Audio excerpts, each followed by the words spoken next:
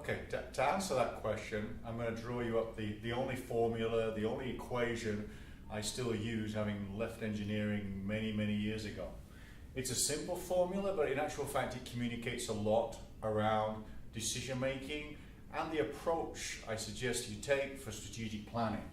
So what does it say? It says quality of a decision times buy-in. And I think most people understand what buy-in means these days. It's a sense of engagement, commitment to a particular decision, is going to determine output or a real change that comes from any decision.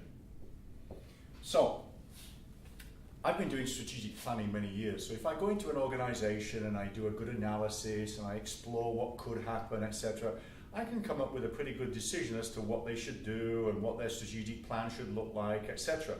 So on a scale of 1 to 10, if 1 is low and 10 is high, just on my own, sitting in my office in isolation, having done a good analysis, I can come up with something that's probably an 8 out of 10. It's a pretty good decision just based on my many years experience in strategic planning and working in different industries.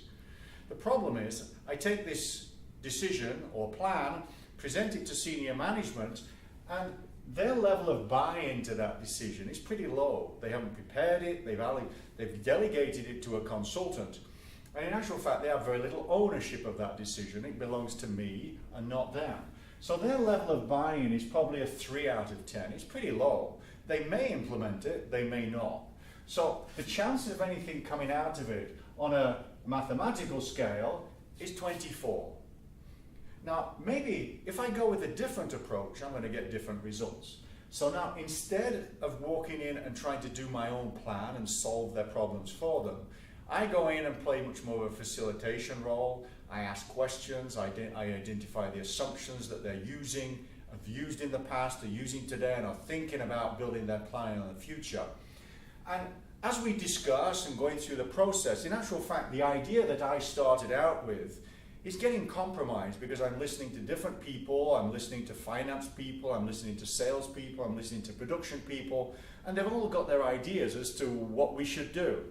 So by the end, the quality of the decision in my eyes may actually have gone down. It may only be a 6 out of 10 because I've taken into account everybody else. But what has happened, by taking them through the process, by listening, by letting them make their contribution, their sense of ownership and buy-in to the decision has increased markedly. So maybe now it's an 8 out of 10. They want to make this plan happen because they're part of it. It's part of what they've created. So just by doing that, even though the decision itself may not be as good, the buy-in makes the level of possibility of change going to happen much, much higher. Now, if I'm really good at what I do, the idea of synergy is that two people sit down together and they come up with something that neither of them can come up with on their own. So instead of compromising, maybe if I sit down and we really work together and find a really good way of collaborating and creating synergy, the quality of the decision will actually become a 9. It's actually better than what I can come up with on my own. And again, if the process has been really well done, maybe the level of buy-in is even higher than 8, it becomes a 9.